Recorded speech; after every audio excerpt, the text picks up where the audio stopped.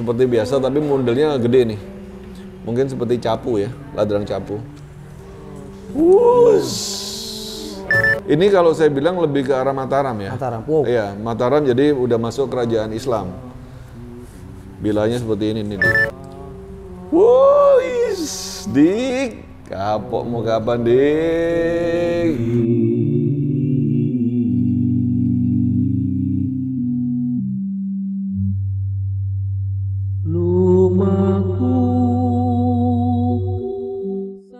Yuk.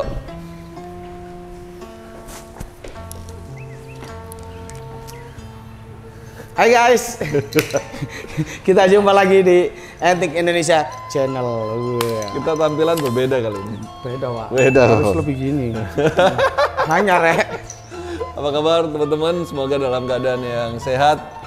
Kita punya penampilan baru karena kita baru datang nih cetakannya, Dik. Iya. Kaos Etik Indonesia yang edisi terbaru, guys. Keren ya? Dika jadi tambah ganteng kayak ini. Wah. Karena rambutnya apa karena kaosnya nih kayaknya? Salon Bella. Oke guys, semoga teman-teman dalam keadaan yang sehat ya. Siap. Semua semangat. Ini udah mulai masuk hujan nih, Dik. Masuk, ya. Musim hujan, jadi semoga teman-teman juga jaga kesehatan terus ya. Dan kayaknya udah pandemi udah mulai bergeser ya. Mulai stabil. Mulai stabil, mudah-mudahan secara perekonomian juga Kembali lancar. Kembali dipulihkan. Amin. Ya. Amin. Nah, kita lagi apa sih ini? Kita lagi ada beberapa unboxing seperti biasanya. Sambil kita jawab-jawab pertanyaan lagi lah. Siap. Ya. Boleh, langsung Dik. Langsung. Jawab, Dik. Siap. Pertanyaan pertama. Wah. Ahmad Sulaiman, mantap. Om Rivo, bagaimana caranya kita bisa merasakan energi dan bisa tahu tuahnya itu positif bagi pemilih atau tidak? Bagi yang awam, kasih tips ya Om. Bisa dilakukan untuk orang awam yang punya keris untuk mengetahui isi tuah positif atau negatif. Bagaimana caranya? Oke, kita jawab sambil kita unboxing ya. Ini dari Mas Adnan nih. Dari Jawa Tengah guys.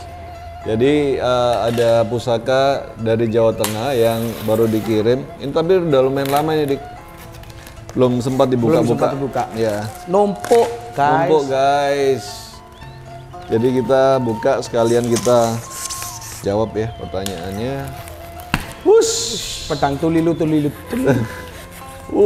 Warangganya keren guys. Istimewa. Ladrang Surakarta. Jadi ada pertanyaan, gimana caranya untuk tahu ini ya, tahu energi pusaka dan juga positif atau negatif. Oke. Nah kalau boleh saya jawab secara sederhana, bahwa manusia itu sebenarnya semua punya kemampuan sebenarnya untuk bisa merasakan energi. Masalahnya ada orang yang melatih, ada yang enggak gitu kan. Nah caranya gimana untuk melatih, untuk kita bisa merasakan energi? Mungkin kita buat video khusus nanti, Dik. Harus. Mau nggak kita buat video khusus gimana cara ini ya? Melatih supaya bisa energi kita bisa merasakan, bisa menyerap energi, bisa mengalirkan energi dari. Boleh. Ini ya. Kita Secepatnya buat mantap video inilah mungkin malam Jumat. Malam Jumat. Nah, pertanyaan yang kedua itu gimana caranya kita untuk tahu energi pusaka itu positif atau negatif ya kan? Nah kalau menurut saya segala pusaka itu dibuat dengan maksud yang baik dari empunya. Memang sebagai senjata ya untuk pemegangnya itu bisa membuat itu sebagai perlindungan yang jelas, sebagai senjata untuk pertahanan, senjata untuk melaksanakan tugas, senjata untuk ya sebagaimana senjata pada umumnya gitu ya. Tapi yang menarik dari pusaka itu bukan cuma sebagai senjata, tapi juga ada multifungsinya di dalam kebudayaan Jawa itu ada multifungsi itu terpancar dari pamornya. Jadi kalau misalnya di negara belahan lain atau kebudayaan lain, kalau senjata ya memang untuk menaklukkan atau untuk mempertahankan diri kan. Tapi kalau di Jawa itu jadi suatu bentuk ageman atau mungkin di daerah lain juga ya. Di Bali, di Sumatera, ageman yang wah. Makasih Mas. Kasih loh Mas. Mas, kasih ya Mas. Ayo ngopi-ngopi guys. Jadi ageman yang mempunyai fungsi yang ganda dik. Jadi selain untuk pertahanan diri dan untuk melaksanakan tugas untuk menaklukkan, tapi juga mempunyai fungsi sebagai mungkin bisa ketentraman, mungkin bisa kemuliaan gitu kan. Seperti yang dipancarkan di dalam nama dapur dan pamornya. Ya itu tuh yang menarik di pusaka-pusaka yang ada di Indonesia gitu. Doa-doanya itu Betul. tadi ya.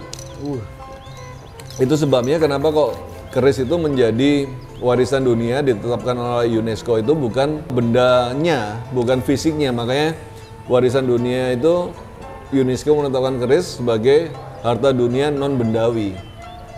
Jadi non bendawi itu maksudnya bukan bilah kerisnya, karena di belahan lain dunia juga ada bentuknya seperti keris gitu kan. Tapi yang dihargai adalah filosofi yang terpancar di dalam pusaka itu. Istimewa guys. Istimewa ya, makanya sampai dapat penghargaan itu salah satunya adalah itu. Keren. Karena pusaka sebagai pertahanan dan untuk melaksanakan tugas untuk menaklukkan, tapi juga sebagai penentram, sebagai untuk memperlancar usaha. Dan itu juga saya merasakan. Gitu ya. Saya merasakan. Ada fungsi secara spiritualnya, itu bedanya. Oke, kita lihat ini ladrang Surakarta seperti biasa, tapi modelnya gede nih. Mungkin seperti capu ya, ladrang capu. Mantap guys.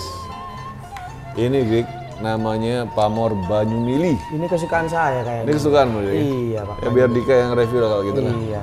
Tapi jangan kelihatan Mas Roni Pak. Ini kalau seperti ini tuh Mas Roni, aduh. Langsung mata hijau ya? Langsung hijau Pak. Ada bila-bila yang keren-keren gitu, biasanya langsung di DP sama dia. Itulah Pak, aku mesti, aduh. Ini kalau dapurnya Dik, namanya dapur Sempono. Dapur Sempono. Atau ini ya, Carang Soka ya. Berapa lo ya? 1, 2, 3, 4, 5, 6, 7, 8, 9. Wah aman Dik, soalnya Roni punya Carang Soka ya. Aman. Kalau dia nggak punya, hati-hati. Tapi bisa ditukar tambah nantinya Pak.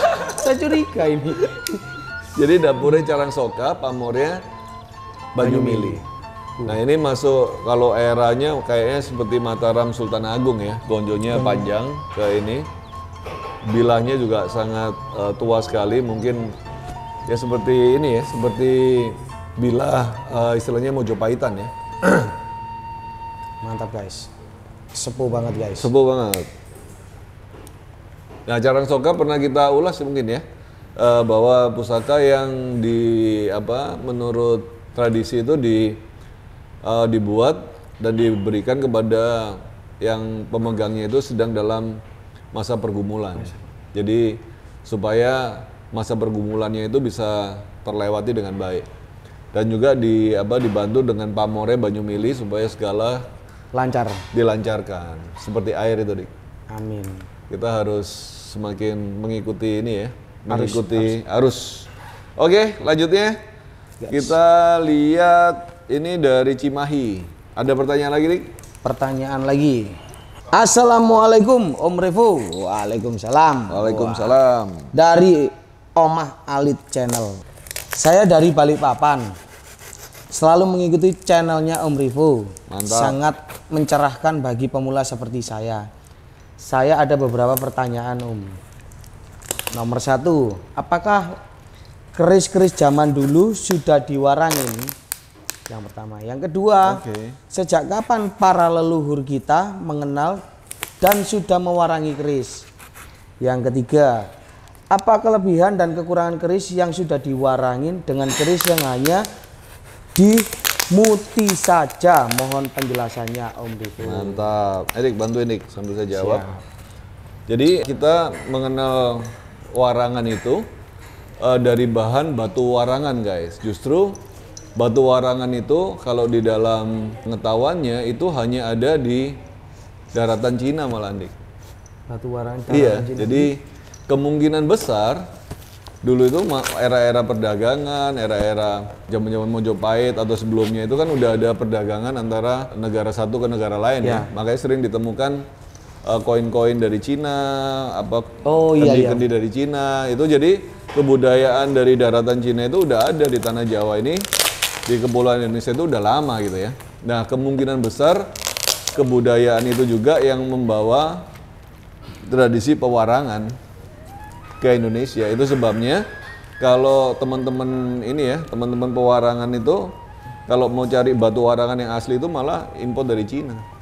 Karena di Indonesia sendiri kabarnya nggak ada. Keren. Jadi kalau saya boleh menjawab sejauh pengetahuan saya, kemungkinan besar jauh sebelum era Mojopahit itu udah ada teknik pewarangan itu. Selain daripada untuk menjaga pusaka itu supaya tidak karat, tapi juga sebagai fungsi untuk mematikan juga, karena di dalam cairan warangan itu atau batu warangan itu mengandung arsenik. Arsenik yang dipakai Jessica itu loh. Bukan Jessica Iskandar loh. Jadi racun alami. Racun alami yang ada terkandungan di dalam batu warangan itu kemungkinan besar memang berfungsi sebagai racun pada zaman itu supaya kalau orang terkena tusukan langsung ya punya efek yang mematikan kan. Mantap. Sama seperti kalau kita masih zaman sekarang juga masih ada kan kalau orang main tajen kalau di Bali itu untuk adu ayam itu di tajinya juga ada yang ya dikasih racun atau apapun lah. Tapi yang pasti yang namanya senjata itu pasti salah satu fungsinya adalah untuk melumpuhkan lawan kan. Dan salah satu teknik untuk supaya lawan itu bisa lumpuh dengan cepat adalah senjatanya diberi cairan warangan atau racun yang bisa menempel di keris sampai beratus-ratus tahun, guys. Kuat, tahan lama. Nah, lebih bagus mana pusaka itu diwarangi atau enggak gitu ya. Menurut saya bebas aja. Kalau misalnya teman-teman lebih suka pusaka itu lebih putih, biarkan seperti apa adanya. Cuman kadang-kadang ada orang menikmati yang namanya pamor kan. Pamor itu kan bisa dinikmati dari perpaduan atau kekontrasan warna antara besi satu dengan besi yang lain gitu loh. Jadi begitu dimasukkan di dalam cairan warangan atau kadang-kadang ada yang juga pakai pace ya. Iya, pace, buah pace itu. Itu bisa juga untuk membedakan nanti jenis besi satu dengan besi yang lainnya. Akhirnya keluarlah yang namanya pamor. Nah, kalau kita mau besinya cuma putih aja, boleh aja. Cuman itu lebih mudah untuk terkena karat biasanya dibandingkan dengan yang sudah dilapisi sama warangan. Ini keren nih, Dik. Ini aku dapat dari Cimahi, guys. Cimahi, Jawa Barat. Awas jatuh, Bro. Ini masih original aslinya, Bro. Ini pedang. Jadi kalau bisa bicara tentang pusaka, itu ada yang namanya pusaka yang memang untuk ageman. Kalau di Jawa itu di keris ya sebagai ageman. Tapi juga ada senjata yang memang dipakai untuk peperangan, yaitu udah masuk di dalam jenis pedang-pedangan kan. Nah, salah satu bentuk daripada pedang yang sangat populer di Pulau Jawa adalah yang namanya pedang suduk. Pedang suduk. Kenapa kayak pistol ini, Pak ya? Nah, kayak pistol gini ya. Iya. Tapi ini bentukannya memang sangat unik karena ciri khas daripada Mataram, era Mataram, handle-nya dari tanduk kayaknya. Handle-nya tanduk dan ada seperti daunan di sini. Ini agak memadukan antara kolonial dengan kebudayaan di Indonesia. Karena pada saat itu memang sudah masuk kebudayaan dari kolonial, dari Belanda, dari Eropa, dan mungkin itu mempengaruhi daripada bentuk-bentuk senjata tradisional di era-era itu gitu loh. Nah, ini salah satu bentuknya yang sangat populer, namanya pedang suduk. Ada pelindung tangan di sini. Ini masih ori nih. Ini masuk Majapahit ini, Pak ya. Ini kalau saya bilang lebih ke arah Mataram ya. Mataram. Iya, Mataram jadi udah masuk kerajaan Islam. Bilanya seperti ini nih, Dik. Masih utuh banget, guys. Ini hati-hati rontok di kopiku bisa keracunan ini, guys. Jadi ini warangkanya masih utuh. Dulu kalau bisa dilihat ini kayaknya dari kulit ya, Dik ya? Kulit ini. Jadi kemungkinan dulu ini handle-nya ini bungkus dengan kulit, Dik. Kulit tadi karena udah tua banget. Ini dan masih ada ya sisa-sisa kulitnya. Ini kalau mungkin kita lagi iseng dilepin mungkin bisa ketahuan umurnya nih, Dik. Pasti. Dari kulitnya itu.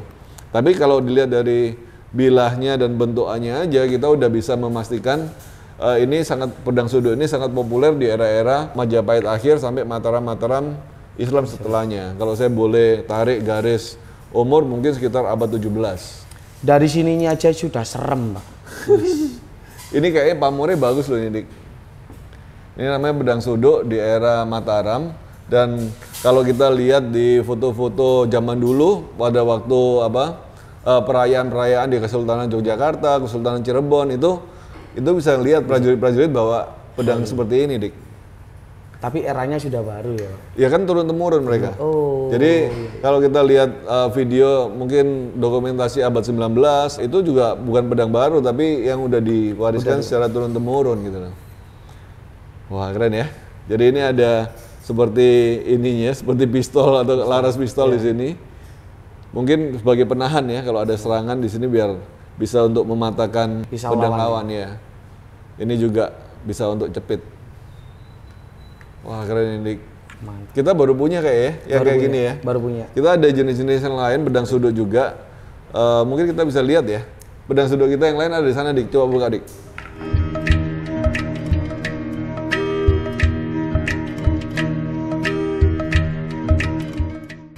Nah, kelihatan dari warangkanya. Jadi ini masih orinya.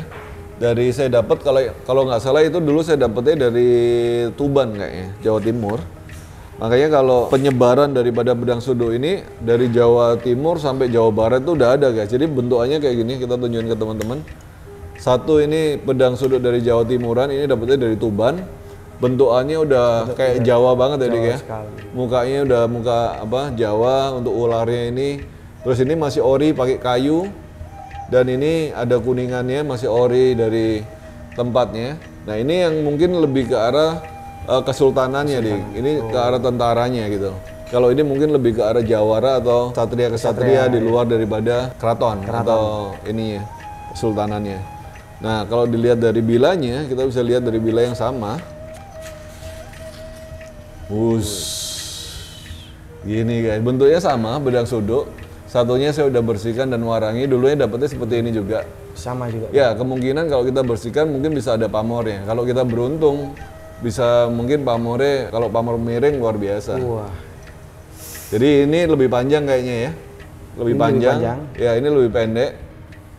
Tapi bentuknya sama, seperti pedang sodok ini adalah seperti turunan-turunan daripada pedang Larbango, Dik. Oh. Yang kita pernah review ya, pedang Larbango temuan sungai. Sebelum ini ada Larbango. Iya, ada Larbango di sebelum-sebelumnya itu. Jadi karena perkembangan zaman jadi lebih efisien, lebih mengecil karena disesuaikan dengan kebutuhannya. Kenapa dinamakan pedang sodok? Karena dia di pangkal yang di bila yang sebelah atas itu tidak tajam. Tidak tajam. Ya kan? Ya. Dan ini sampai tengah sini mulai runcing, mulai tajam, terus sampai bawahnya tajam. Jadi lebih efektif untuk tusuk atau untuk sabet juga. Tewas guys kena guys. Asli guys. Mantap ya? Mantap. Ini keren banget guys. Jadi kita nambah koleksi pedang lagi nih, Dik. Mantap. Mungkin kita nanti coba warangin ya. Atau harus, Pak. Diwarangin biar bisa kelihatan besinya. Kalau ini saya jadi penasaran dari kulitnya ini, Pak. Nah, ini ya, semoga aja ada yang mau meneliti. Ini berapa tahun? Iya, pasti bisa diteliti karena kalau bahan organik itu bisa diambil garis sampelnya, umurnya. Keren nih, guys. Serius. Mantap ya. Oke, ada pertanyaan lagi? Pertanyaan lagi? Sambil kita ada satu paket lagi, ini dari Ngawi. Ini ada pertanyaan lagi. Pertanyaan dari Trisutrisno. Wah, mantap. Wah, Purnawirawan. Hati-hati kalau baca Purnawirawan. Betul aku. Maaf. Selamat malam Om Rivo. Maaf. Bagaimana kita tahu pusaka tersebut cocok dengan kita atau tidak? Soalnya ada yang bilang kalau salah punya pusaka, hidup kita akan sial. Mantap bro. Mantap. Ini keren banget bro. Dari Ngawi, tapi ini keris Cirebon, Dik. Oh iya. Bentuknya itu bentuk Cirebonan kan? Cirebon. Bentuk Cirebon. Tapi dapatnya di Ngawi. Ya, ini buto ya, buto bajang. Bentuknya, modelnya Cirebonan, kayunya kemuning kayak ya, atau terbalu. Mantap.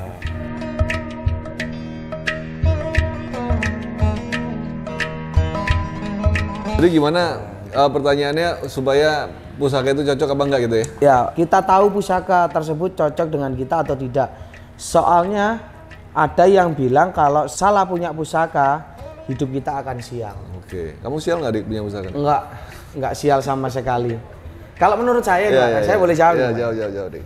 Jadi setiap pusaka ini kan ada doanya. Iya. Nah, dari punya juga ada pamornya.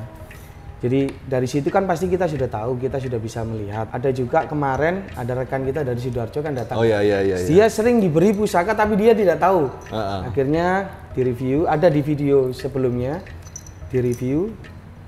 Jadi kita jelasin juga ada pamor. Kalau bilang salah atau tidak itu tergantung kita cara memfungsikannya. Kalau kita memfungsikannya salah, ya akan salah, akan fatal sekali. Karena doa-doa sebelumnya itu sudah sangat baik sekali menurut saya seperti itu sih. Kalau menurut masternya gimana? Ya sebenarnya memang semua itu tergantung dari cara pikir kita sih Dik ya. Kalau kita udah negatif duluan terhadap yang namanya pusaka itu, akhirnya memang terjadi sesuai apa yang kita pikir kan. Kalau kita niatnya memang untuk uri-uri budaya, niatnya untuk kita merawat peninggalan leluhur, niatnya baik, pasti kedepannya hasilnya juga baik gitu. Dan di dalam pusaka itu nggak ada doa yang jelek sebenarnya. Pasti doanya secara filosofi itu pasti doa yang bagus gitu. Tapi memang namanya senjata pasti mempunyai energi masing-masing kan, menurut fungsi daripada senjata itu. Kalau kita istilahnya lah, masa anak kecil disuruh pegang pisau belati kan? Nah, itu jadi yang salah. Nah itu kan nanti digunakan untuk bisa menyakiti diri sendiri atau tidak disengaja menyakiti orang lain. Makanya untuk punya pusaka itu kita harus mempunyai kedewasaan. Kedewasaan secara spiritual, kedewasaan secara pemikiran juga. Kalau kita nggak dewasa, akhirnya pusaka itu bisa berakibat buruk, memang benar. Jadi ada energi pusaka itu yang bisa membuat orang jadi mungkin gampang marah, mungkin gampang emosi gitu kan. Itu karena yang kalau gampang marah, gampang emosi itu ada pusaka tertentu atau gimana? Ya jelas, ada pusaka yang memang seperti pamornya batu lapak, seperti pamor yang ini ya, dapuran singo. Itu kan memang pusaka untuk kewibawaan, dan dalam kewibawaan itu kan pasti mempunyai energi tolak yang luar biasa gitu. Oh iya, jadi kembali lagi guys, kembali ke kita gitu ya. Kita harus bisa bijak atau tidak. Bijak atau tidak, kita harus dewasa nggak di dalam spiritual kita atau di dalam karakter kita juga. Sama lah seperti kalau kita nggak usah pusaka senjata modern aja. Untuk kamu punya senjata bela diri, pistol itu kamu harus punya melewati tes psikologi. Kamu harus melewati banyak pertanyaan-pertanyaan, tujuannya apa. Kamu harus tahu kapan harus digunakan gitu kan. Jadi nggak bisa sembarangan orang punya senjata, karena begitu kamu menggunakan, kamu sudah meresikokan dirimu dan orang lain kan. Itulah guys. Nah, sedangkan ini nggak senjata gitu kan. Tapi kan ini lebih ke arah senjata yang tradisional, yang mungkin kalau kita gunakan dengan sembarangan pun ya bisa ada sanksinya juga kan. Punya keris dipakai buat begal nggak bisa. Emang keris ya jadi. Tunggu nih anak sing nyicil ya kan. Jadi kita buka ini ya, keris Cirebon. Udah pasti dari warangkanya warangka Cirebon, handle-nya juga daerahnya juga daerah Cirebonan, pakem banget, indah sekali. Walaupun tidak ada pendoknya, biasanya kasih pendok perak, tambah keren ini Dik ya. Cuman susah banget cari pendok perak Cirebon guys, yang lawasan. Kalau dibuat sendiri bisa Pak? Bisa dong, pakai grenjeng rokok. Oke. Wois, Dik, kapokmu kapan Dik? Pusaka keren bro. Bapak ngomong kapokmu kapan tapi nolenang Mas Bro. Wah ini pusaka keren bro, sepuh banget. 1, 2, 3, 4, 5, 6, 7, 8, 9 ya. Masuk apa sih kalau 9? Oh ya, jadi kalau 9 kita sering dinamakan dapur Panimbal Dik. Ada sogokannya jelas banget, kembang kacangnya juga masih utuh, pamornya deling banget. Gawanteng ya. Gawanteng pol. Nah ini kalau ada tingilnya seperti ini Dik, biasanya era HB. Oh, Hamengkubuwono. ya jadi mungkin sekitar abad ke 17 abad 18. Wah keren ini bro. Ganteng. Pamornya juga Jos sekali nih, tua ini. Ini pamornya masih pamor kayak ini ya. Apa sih Pulau Tirto atau seperti ini ya? Kalau di Bali, pamor seperti ini namakan pamor Pancoran Mas.